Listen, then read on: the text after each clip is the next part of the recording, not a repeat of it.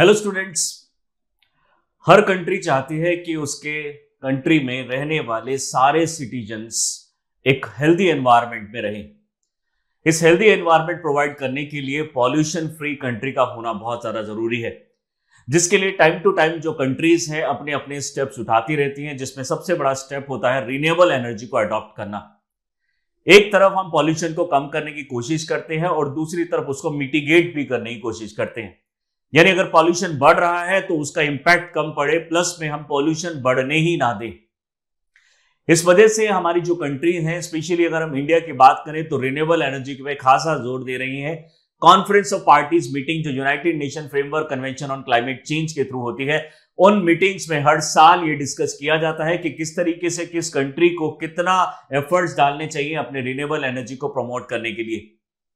आज हम इसी टॉपिक पे डिटेल स्टडी करने वाले हैं कि कितना परसेंट प्रोडक्शन हमारा रिन्यूएबल से होती है, कितना परसेंट प्रोडक्शन हमारा नॉन रिन्यूएबल से होती है, हाइड्रो से कितनी इलेक्ट्रिसिटी हम प्रोड्यूस करते हैं, न्यूक्लियर से कितनी एनर्जी प्रोड्यूस करते हैं, और हमारे जो दूसरे रिसोर्सेज है उससे कितनी एनर्जी प्रोड्यूस की जाती है, जो कि हमारी एनर्जी सिक्योरिटी के लिए भी अच्छा होगा और डेफिनेटली हमारे जो पॉल्यूशन है और जो हेल्थ इश्यूज है उसको भी कम करता है। चलिए आज इसको हम डिटेल में समझते हैं।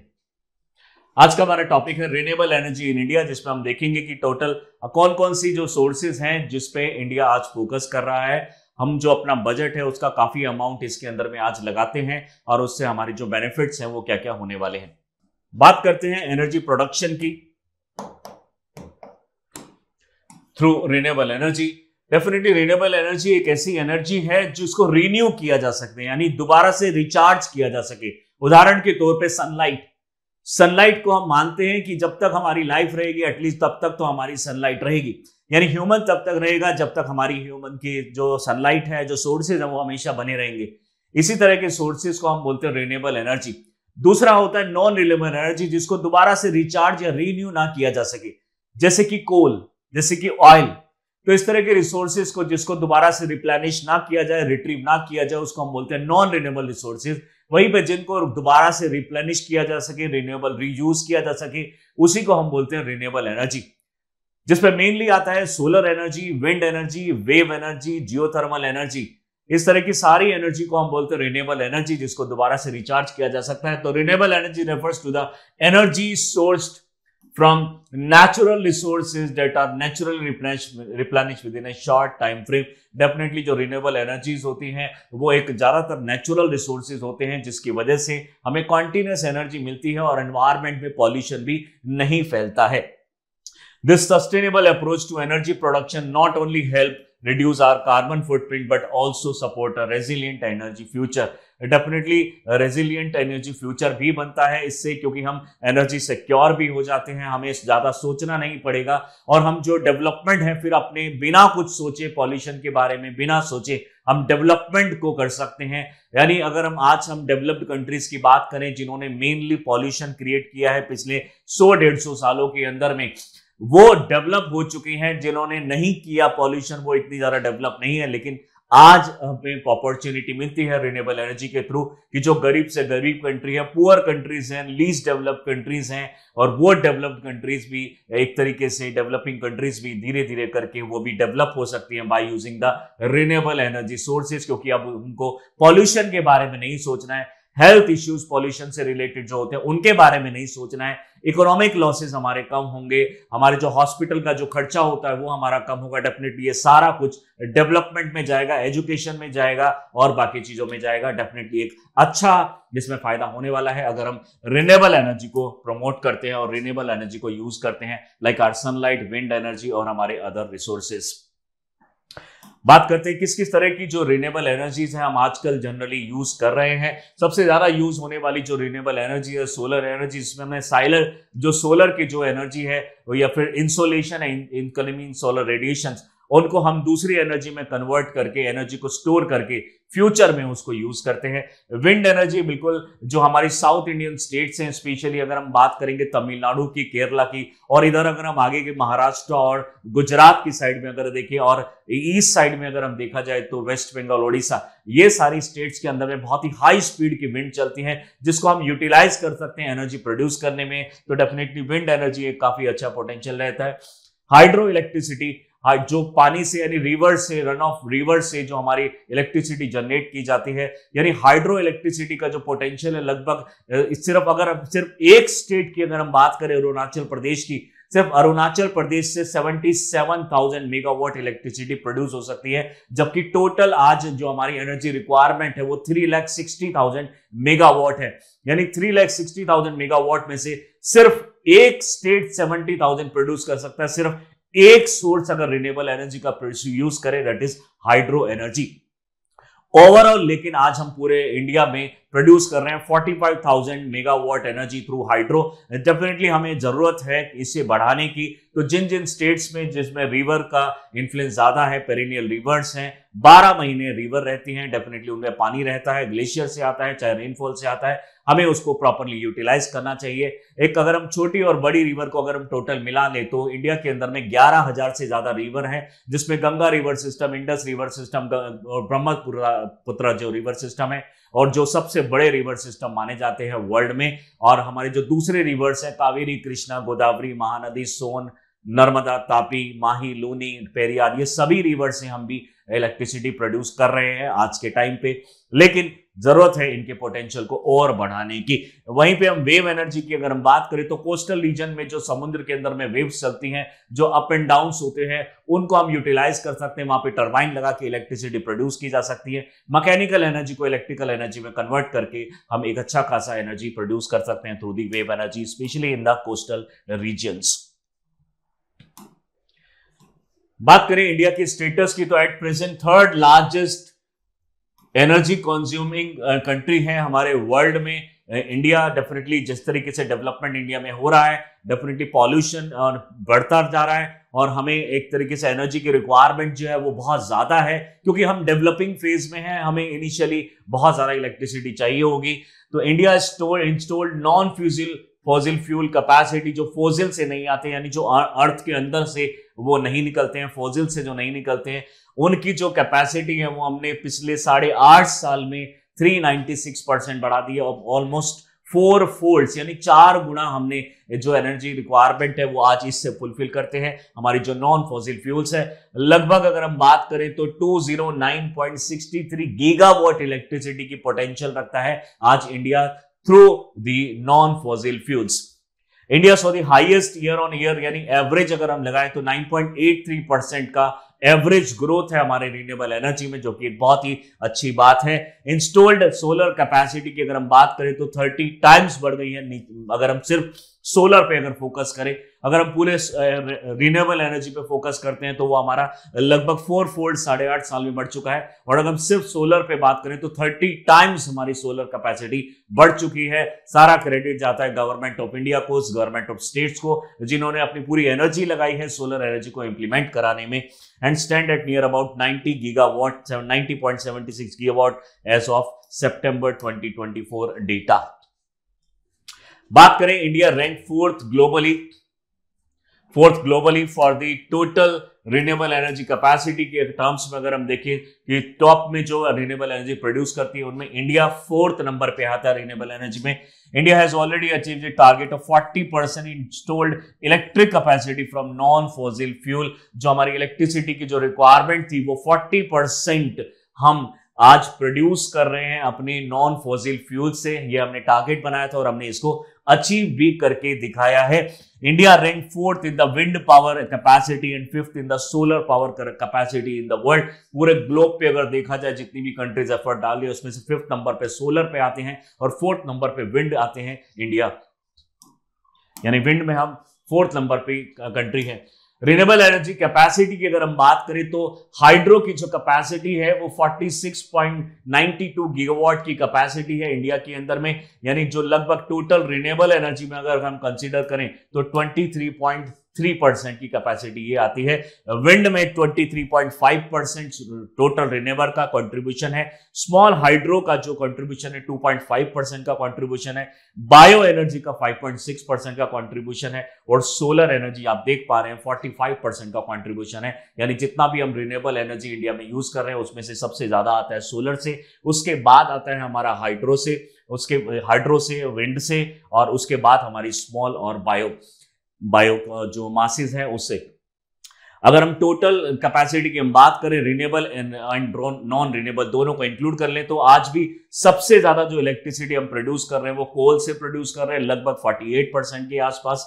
हाइड्रो से 10% के आसपास हम प्रोड्यूस कर रहे हैं। सोलर पैनल से 58 की जो कैपेसिटी है रिन्यूएबल के अंदर में, अगर हम टोटल देखें 33.9% है, जिसके अंदर में रिन्यूएबल के अंदर में सोलर ज्यादा प्रोड्यूस कर रहा है, फिर विंड प्रोड्यूस कर रहा है, फिर बायो और फिर स्मॉल हाइड्रो प्रोड्यूस कर रहा है। डीजल भी कहीं ना कहीं हम यूज कर रहे हैं इलेक्ट्रिसिटी प्रोड्यूस करने के लिए, स्पेशली जो हमारे आउटस्कर्ट्स एरिया है, आउटर जो एरियाज हैं जहां तक पावर लाइंस अभी तक नहीं पहुंची हैं, तो इंडस्ट्रीज को अपनी इलेक्ट्रिसिटी की रिक्वायरमेंट को डीजल जो जनरेटर्स होते हैं उनसे फुलफिल करनी पड़ती है। तो डीजल भी एक खासा परसेंटेज में यूज किया जाता है, 0.13%। गैस 6% के आसपास यूज किया जाता है। थर्मल पावर प्लांट्स पे और छोटे जो प्लांट्स है उसके अंदर में यूज किया जाता है। लिग्नाइट 1% यूज किया जाता है और न्यूक्लियर जो है वो लगभग 2.3% के आसपास प्रोड्यूस करते हैं। 6370 मेगावाट की कैपेसिटी इंडिया रखता है आज के टाइम पे। यानी आज के टाइम पे भी कोल बहुत ज्यादा यूज किया जाता है in this non renewable energy, लेकिन धीरे धीरे रिन्यूएबल इसको कैप्चर करता जा रहा है और टाइम आएगा, यानी 2030 तक इंडिया का टारगेट है कि हम इसको पूरा ऑलमोस्ट कवर कर देंगे रिन्यूएबल एनर्जी से। डेफिनेटली एक हमारी जो अप्रोच है वो एक पॉजिटिव साइड में है, डेफिनेटली हम इसको अचीव भी कर पाएंगे in future. India focus in next 5 year, India अपने आप को नेक्स्ट 5 ईयर में कहां देखता है? मैथनॉल बेस्ड इकोनॉमीज और बायोस यूटिलाइजेशन पे हम फोकस कर रहे हैं, यानी जो हमारे जो वेस्ट निकल के आते हैं जिसको हम जनरली बर्न कर देते थे, आज उसी वेस्ट से हम इलेक्ट्रिसिटी प्रोड्यूस कर रहे हैं, बायो एनर्जी यूज कर रहे हैं, सीएनजी प्रोड्यूस की जा रही है, कंप्रेस्ड नेचुरल गैस। लाइक सबसे पहला जो कंप्रेस्ड नेचुरल गैस प्लांट बनाया गया था in terms of bio CNG वो इंदौर में बनाया गया था। धीरे धीरे करके सारी स्टेट्स इंक्लूडिंग दिल्ली ने भी लगभग 5 जो मेगावाट इलेक्ट्रिसिटी है, ये म्युनिसिपल कॉर्पोरेशन ऑफ दिल्ली है, वो इलेक्ट्रिसिटी प्रोड्यूस करता है बायो सीएनजी। गवर्नमेंट की अगर हम बात करें तो बायो सीएनजी को प्रमोट किया जा रहा है। बायो सीएनजी का जो बायो से मतलब है कि जो ऑर्गेनिक वेस्ट है मेनली वहां से प्रोड्यूस होती है कंप्रेस्ड नेचुरल गैस, जिसमें मेनली मीथेन होती है, बट सोर्स ये जनरली मेनली हम वेस्ट को कंसीडर कर रहे हैं। यहाँ पे हमारे पेट्रोलियम वाले सोर्सेज नहीं है सीएनजी बनाने के जो जनरली हम यूज करते हैं। यानी आज के टाइम पे अगर हम सीएनजी यूज कर रहे हैं और उसका सोर्स पेट्रोलियम ही है तब भी पॉल्यूशन ज्यादा प्रोड्यूस होता है, लेकिन सीएनजी जो हमारे बायो से प्रोड्यूस हो रही है, ऑर्गेनिक वेस्ट से प्रोड्यूस हो रही है, उसमें रिन्यूएबल इसको कंसीडर किया जाएगा प्रॉपरली और हमारा जो पॉल्यूशन है वो कम होता है। 20% इसके अंदर में पेट्रोल या फिर गैसोलीन जिसको हम बोलते हैं, जब कुछ कंट्रीज में इसको गैसोलीन बोला जाता है, इंडिया जैसी कंट्रीज में और एशिया में, यूरोप में इसको हम जनरली पेट्रोल के नाम से जानते हैं। तो 20% ये डाला जा सकता है और 80% ये डाला जा सकता है, उसके मिक्स करके हम इसको साथ में यूज कर सकते हैं।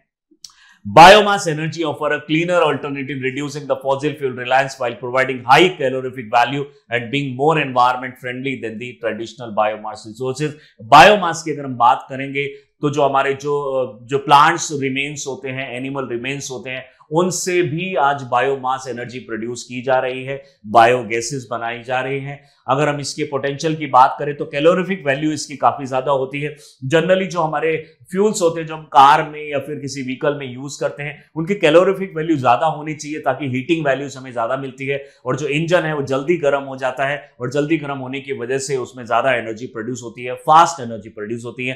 तो हमें किसी एफिशिएंसी के साथ भी कॉम्प्रोमाइज नहीं करना पड़ रहा है, हमें इसके अंदर भी अच्छी कैलोरीफिक वैल्यू मिल जाती है, जो कि एक बहुत अच्छी बात है। यानी अगर हम बात करें मेथनॉल की, तो मेथनॉल जो मिथाइल अल्कोहल से हमें मिल रहा है, तो ये जो हमारा COH4 होगा, ये डेफिनेटली हमें एक रिन्यूएबल एनर्जी का सोर्स बन जाता है, जो धीरे धीरे करके इंडिया आज प्रमोट कर रहा है।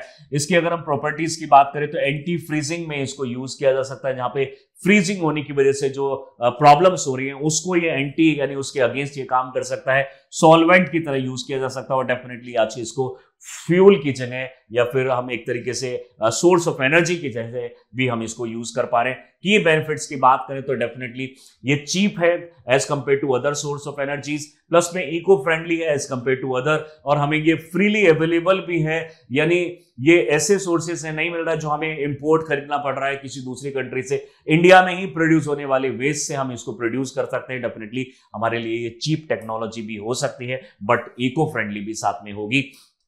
इंडिया इज फोकसिंग किस पे और ज्यादा फोकस किया जा रहा है अंडर जो हमारा आत्मनिर्भर भारत है जो प्रेजेंट गवर्नमेंट लेकर आई थी, उस प्रोग्राम के अंदर में हमारे जो सेल्फ रिलायंट है मेक इन इंडिया प्रोग्राम्स है उसको ये एक तरीके से स्ट्रॉन्ग करता है। मैन्युफैक्चरिंग सेक्टर में एक तरीके से एक की रोल प्ले करेगा। हमारा मेन पर्पस है कि सोलर पैनल्स को हम बनाएं आत्मनिर्भर के अंदर में और इंडिया के अंदर में इंडिजीनियस जो हमारी जो प्रोग्रेस है वो हो। डेफिनेटली आज के टाइम पे देखा जा रहा है कि जो हमारी जो कैप्टिव जो यूजर्स हैं, पावर प्लांट्स हैं, वो ऐसे सोलर पैनल्स को यूज कर रहे हैं जो बाहर की कंट्री ने बनाए हैं। लेकिन आज डोमेस्टिक मार्केट को इंप्रूव करने के लिए इंडिया ने DCR लेकर आई है, डोमेस्टिक कंटेंट रिक्वायरमेंट। यानी अगर आप कुछ पर्टिकुलर लिमिट का अगर सोलर पैनल्स खरीदना चाहते हैं तो उसमें से कुछ परसेंटेज इंडियन मैन्युफैक्चरर से खरीदना होगा, अदरवाइज आप सोलर पैनल प्लांट्स नहीं लगा सकते, जो कि हमारे लिए बहुत अच्छी बात है। विदेशी कंट्रीज के लिए, कंपनीज के लिए बहुत ही गलत है। बट डेफिनेटली हमें अपनी डोमेस्टिक मार्केट को इंप्रूव करने के लिए इस तरह के जो हार्श स्टेप्स है वो भी उठाने पड़ते हैं, जिसकी वजह से कुछ कंट्रीज से हमारे रिलेशन वॉयलेट भी हुए हैं, कुछ खराब भी हुए हैं। बट धीरे धीरे हम जो है इसके अंदर में बैलेंस लाने की कोशिश कर रहे हैं। यानी जो फॉरेन कंट्रीज से सोलर पैनल आते हैं और जो इंडियन कंपनी से आ रहे हैं उसमें हमने परसेंटेज फिक्स कर दी है कि अगर आप इतनी परसेंटेज प्रोड्यूस करना चाहते हैं तो इस पर्टिकुलर परसेंटेज में आप फॉरेन से खरीद सकते हैं और इतना एटलीस्ट आपको इंडिया से खरीदना पड़ेगा। फ्लेक्सिबल मोड में अब DCR आ चुका है, डोमेस्टिक कंटेंट रिक्वायरमेंट। टोटल अगर हम मैन्युफैक्चरिंग की बात करें तो 23 दिसंबर तक हमारे जो सोलर पैनल्स के जो मैन्युफैक्चरिंग है वो 64.5 गीगावाट तक की कैपेसिटी हो चुकी थी। यानी अगर हम बात करें तो हमें जनरली बहुत तरह के अलग अलग टाइप के सोलर पैनल्स देखने को मिलते हैं, जैसे M10 G12। ये मेनली बेसिकली हम साइज के बेसिस पे इसको डिवाइड करते हैं, M10 M6 M4 M8 G10 G8। इस तरीके से जो दो ग्रेड है हमारी M10 कैपेसिटी और G12 कैपेसिटी, साइज के बेसिस पे जो यानी जो यूनिट होती है, this is suppose our solar panel, इसके अंदर में भी छोटे छोटे यूनिट्स हम यूज करते हैं। इस पर्टिकुलर के साइज के बराबर जो होता है उसके बेसिस पे हम M10 और G12 हम यहाँ पे यूज कर रहे हैं। M6 भी हम इसमें यूज कर रहे हैं, बट डेफिनेटली M6 हम कंपैरेटिवली कम यूज कर रहे हैं क्योंकि कम एनर्जी प्रोड्यूस करता है।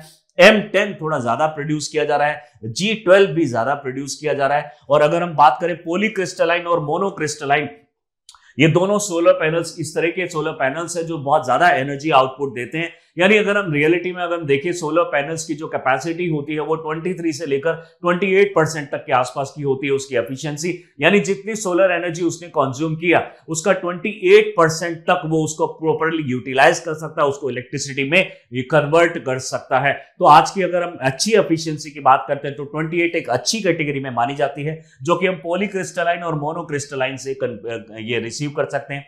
मोनोक्रिस्टलाइन की अगर हम बात करेंगे तो जो पैनल होता है वो स्क्वायर शेप का होता है, वहीं पे जो पॉलीक्रिस्टलाइन होती है वो जो शेप होती है वो रेक्टेंगुलर शेप की होती है, और दूसरे हम शेप्स की भी कंसीडर कर सकते हैं। यानी ये आपकी शेप के बेसिस पे जो सिलिकॉन के वेफर्स होते हैं, यानी सिलिकॉन को लिक्विड फॉर्म में कन्वर्ट करके इन पैनल्स के अंदर में डाला जाता है। और फिर जिस तरीके से सिंपल लैंग्वेज में आप अगर हम समझाने की कोशिश करें तो लेमैन लैंग्वेज में जिस तरीके से मोमबत्ती बनती है, बीच में एक स्ट्रैंड डाला जाता है, एक थ्रेड डाला जाता है और उसके चारों तरफ एक वैक्स डाला जाता है, उसी तरीके से एक स्ट्रैंड लिया जाता है सिलिका का और उसके चारों तरफ सिलिकॉन की जो लिक्विड होती है उसको लेके इस तरीके से खींचा जाता है और एक सोलर पैनल वहां से निकल के आता है। इस तरीके से अगर हम स्क्वायर शेप में ले रहे हैं तो उसको मोनोक्रिस्टलाइन बोला जाता है, अगर हम इसको रेक्टेंगल या दूसरी शेप में ले रहे हैं that is known as polycrystalline. इन सबके सर्किट्स अलग अलग होते हैं ताकि अगर आपका एक सर्किट अगर खराब हो जाए तो पूरे सोलर पैनल को ना खराब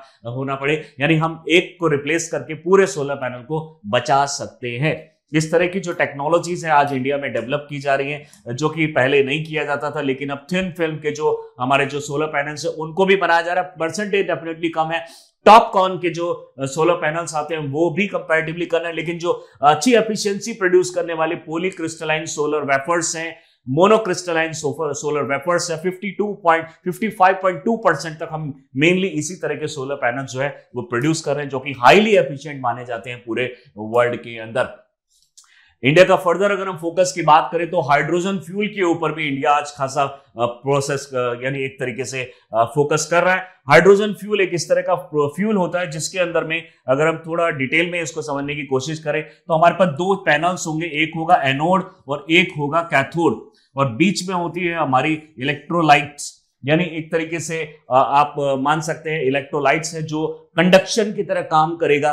तो जब यहां से हाइड्रोजन को डाला जाता है, ये हाइड्रोजन दो पार्ट में डिवाइड हो जाती है, पॉजिटिव और negative, positive negative, positive negative. जब हाइड्रोजन को एनोड की साइड से इंजेक्ट किया जाएगा, ये पर्टिकुलर प्लेट्स के अंदर में हाई टेम्परेचर होने की वजह से ये कन्वर्ट हो जाएगा पॉजिटिव और नेगेटिव के अंदर में। पॉजिटिव और नेगेटिव में टूटने के बाद पॉजिटिव इस इलेक्ट्रोलाइट लेयर के थ्रू डायरेक्टली इसके अंदर में एंटर कर जाएगा और ये दूसरे वाले जो कैथोड है उसके अंदर में एंटर कर जाएगा। यहां पे हमारा रह जाएगा सिर्फ नेगेटिव चार्जेस, और सिर्फ नेगेटिव चार्जेस अब कहीं से फ्लो करा सकते हैं तो यहां से कनेक्ट कर दिया जाएगा इसको, और नेगेटिव चार्ज जो है वो इस तरीके से यहां से एंटर करेगा और फ्लो ऑफ नेगेटिव चार्ज यानी फ्लो ऑफ इलेक्ट्रॉन्स को ही हम बोलते हैं इलेक्ट्रिसिटी। इस तरीके से हम यहाँ पे इलेक्ट्रिसिटी प्रोड्यूस करते हैं, और जब इलेक्ट्रॉन इधर की तरफ पहुंचते हैं तो ये दोबारा से पॉजिटिव के चार्ज प्लस में इधर से जो ऑक्सीजन आ रहा है उसके साथ रिएक्ट करके H2O बना लेते हैं, और H2O जो है वो एक लिक्विड फॉर्म में, एक वेपर फॉर्म में बाहर निकल के आती है जो कि इको फ्रेंडली है, यानी इससे प्रोड्यूस होने वाली जो इलेक्ट्रिसिटी है वो इको फ्रेंडली होगी, वो एक रिन्यूएबल एनर्जी कंसीडर की जाती है। ये एक लेटेस्ट टेक्नोलॉजी है जो हम गाड़ियों में यूज कर सकते हैं, जो हमारे पैनल्स होते हैं जो हम जिसमें केमिकल जनरली यूज करते थे, HNO3, H2SO4, HCl, इस तरह के जो केमिकल्स यूज करते थे, हार्मफुल केमिकल जो पॉल्यूशन करते हैं, हम आज इस तरह के सेल लेकर आए हैं जिसमें हम हाइड्रोजन को यूज करके, ऑक्सीजन को यूज करके, इस तरीके से अरेंजमेंट करके इलेक्ट्रोड के थ्रू ये पास करा के हम इलेक्ट्रिसिटी प्रोड्यूस कर सकते हैं इस पर्टिकुलर चैनल के थ्रू, और यहां से हमारा जो वेस्ट होगा वो सिर्फ इको फ्रेंडली वेस्ट एक स्टीम की फॉर्म में बाहर निकल के आएगा। This is known as hydrogen fuel cell, और इसी के बेस्ड हमारे व्हीकल्स भी आजकल हम यूज करते हैं, ट्रांसपोर्टेशन में इसको काफी ज्यादा यूज किया जाता है।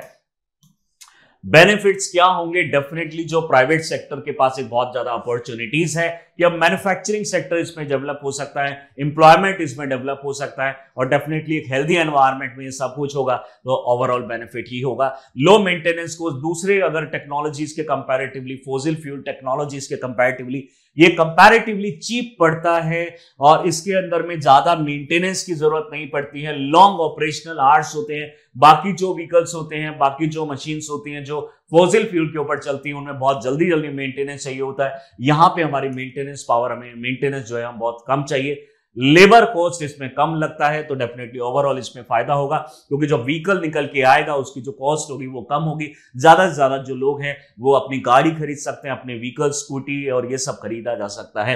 Environment benefit no doubt in it.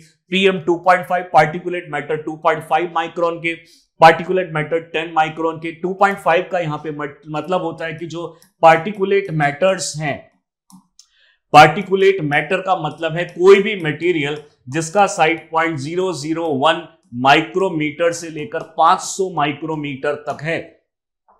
किसी भी पार्टिकल का साइज जो भी एयर में सस्पेंडेड है और उसका साइज 0.001 माइक्रोमीटर से 500 माइक्रोमीटर के बीच में है, उसको हम बोलते हैं पार्टिकुलेट मैटर। अगर हम बात करते हैं पार्टिकुलेट मैटर 2.5, इसका मतलब है कि जो साइज है 0.001 से लेकर 25 माइक्रोन तक होगा या माइक्रोमीटर तक होगा।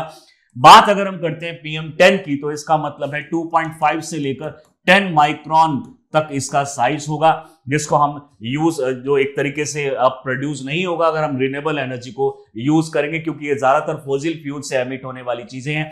कार्बन डाइऑक्साइड, नाइट्रोजन ऑक्साइड्स, इस तरह की जो गैसेज हैं वो भी हमारी कम हो जाती है अगर हम रिन्यूएबल एनर्जी पे बेस होते हैं, रिन्यूएबल एनर्जी को ज्यादा यूज करते हैं। तो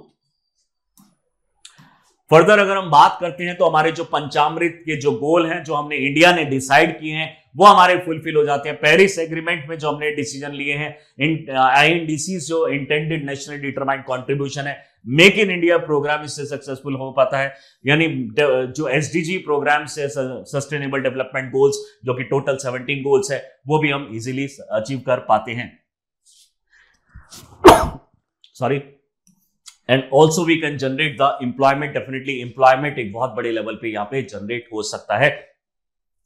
डिसेंट्रलाइजेशन की बात करें, renewable energy system can be sited close to the demand centre. और जो हमारा जो जैसे कि अगर हम बात करें तो दमन के अंदर में आज मैक्सिमम जो इलेक्ट्रिसिटी है एसयूटी के अंदर में, ये पूरी की पूरी वो यानी जो मैक्सिमम है वो हमारी प्रोड्यूस हो रही है सोलर एनर्जी से, विंड एनर्जी से।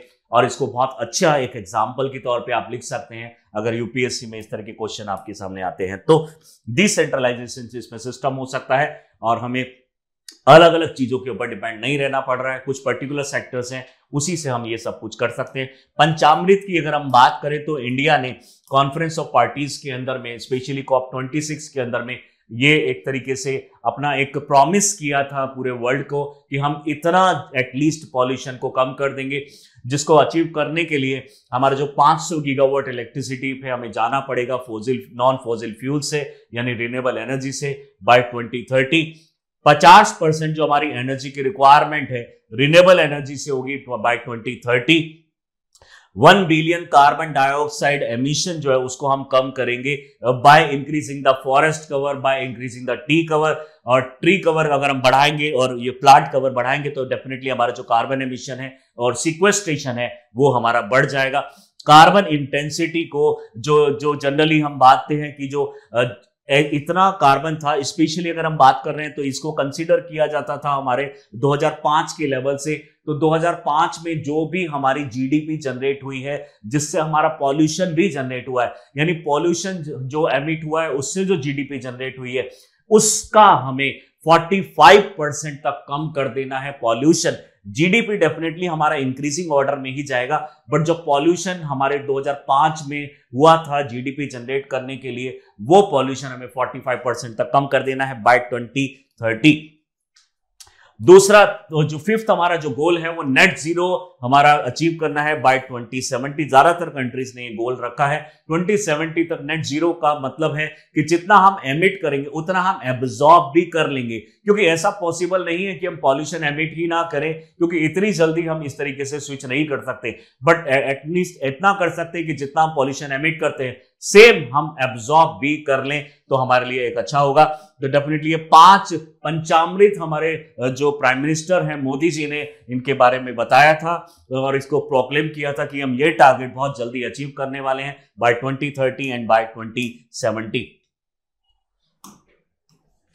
बात करें चैलेंजेस की तो सबसे बड़ी जो चैलेंज हमारे सामने पॉवर्टी का एक बहुत बड़ा चैलेंज है। आज भी बहुत सारे घरों में केरोसिन को यूज किया जा रहा है लाइटनिंग के लिए, इलेक्ट्रिसिटी की सप्लाई प्रॉपर नहीं है। ऐसे में वो किस तरीके से रिन्यूएबल पे स्विच करेंगे, यानी वहां तक अगर इलेक्ट्रिक लाइंस ही नहीं पहुंची हैं तो इलेक्ट्रिसिटी प्रोड्यूस रिन्यूएबल एनर्जी से होने के बाद भी वो इलेक्ट्रिसिटी को किस तरीके से यूज कर पाएंगे। लगभग 44% जो रूरल हाउस होल्ड्स हैं वो इसी तरीके से रहते हैं। 77 मिलियन हाउस होल्ड्स हैं जो इस तरीके से इस कंडीशन में सर्वाइव करते हैं। इंपोर्ट की जो डिपेंडेंसी है वो अभी भी बहुत ज्यादा है। 76% जो क्रूड ऑयल इंपोर्ट है हमारा वो बढ़ गया है, जिसका वैल्यू हमारे 90.3 यूएसडी आता है, जो हमारा बिलियन डॉलर है। फर्स्ट हाफ जो 2020 और 22-23 के बीच में देखा गया वो काफी ज्यादा था। चाइना जैसी कंट्री के ऊपर जो हमारी डिपेंडेंसी है उसको हमें धीरे धीरे कम करना होगा। क्लाइमेट चेंज का एक बहुत बड़ा चैलेंज हमारे सामने है। क्लाइमेट चेंज के चलते climate change directly affect fuel supply, energy demand and the resilience of the energy infrastructure. Definitely क्योंकि इतना ज्यादा हमारी जो रिक्वायरमेंट बढ़ चुकी है, हमें बहुत ज्यादा एसी चाहिए, अभी बहुत ज्यादा इस तरह के सोर्सेज चाहिए जो हमें एक तरीके से कूलिंग इफेक्ट भी दिखा सके, जिसकी वजह से हमें और ज्यादा एक तरीके से इलेक्ट्रिसिटी यूज करनी पड़ रही है। और इलेक्ट्रिसिटी यूज करनी पड़ेगी तो दोबारा से उसमें पॉल्यूशन एमिट होता है। तो डेफिनेटली ये एक विशियस साइकिल की तरह है। जब हम एसी को चलाते हैं तो एसी में को इसलिए चला रहे हैं क्योंकि ग्लोबल वार्मिंग है, और जब एसी चला रहे हैं तो फिर से हमारा टेम्परेचर बढ़ रहा है और फिर उसको ग्लोबल वार्मिंग फिर दोबारा से बढ़ रही है। ये भी एक बहुत बड़ा चैलेंज है हमारे सामने। हाई हेल्थ रिस्क है विमेन के सामने। डेफिनेटली देखा गया है कि जो सबसे ज्यादा जो वल्नरेबल है पॉल्यूशन में वो है एक तो फीमेल और दूसरे हैं पॉवर्टी, यानी गरीब इंसान जो है वो इस पॉवर्टी जो है वो लड़ नहीं सकती इस एनवायरमेंटल चेंजेस से। हैवी रेनफॉल अगर होगी तो उनके पास छत नहीं है, अगर ड्रॉट आता है तो उनके पास प्रॉपर खाने को नहीं है, क्योंकि कैपेसिटी नहीं है महंगा खाना खरीदने की। तो डेफिनेटली हाई टेम्परेचर होता है तो उनके पास एसी कूलर फैन नहीं है, तो डेफिनेटली पुअर पीपल को सबसे ज्यादा इसको बियर करना पड़ता है। और दूसरा है जो घर में हमारे जो वीमेन है, कुछ जो स्पेशली जो घर में काम करने वाली वीमेन है, उनके साथ बहुत बड़ी प्रॉब्लम है, क्योंकि आज भी अगर हम देख रहे हैं तो उनको चूल्हा चलाना पड़ रहा है। आज भी 25-30 किलोमीटर ड्रॉट वाली कंडीशंस में उनको पानी लेने के लिए बाहर जाना पड़ता है। कार्डियोवैस्कुलर डिजीजेज हो जाती हैं उनको, जो उनकी लाइफ है, फीमेल की लाइफ है, वो कंपैरेटिवली मेंस के वो वहां पे कम होती हुई दिख रही है। स्पेशली जो हमारे रूरल एरियाज हैं वहां पे इस चीज को ज्यादा देखा जा रहा है। कोल सप्लाई का जो गैप है डेफिनेटली ये भी हमारा बढ़ता चला जा रहा है। कोल की डिमांड और डोमेस्टिक जो सप्लाई है वो बढ़ रही है, जिसकी वजह से हमें कई बार कोल बाहर से इंपोर्ट करना पड़ जाता है।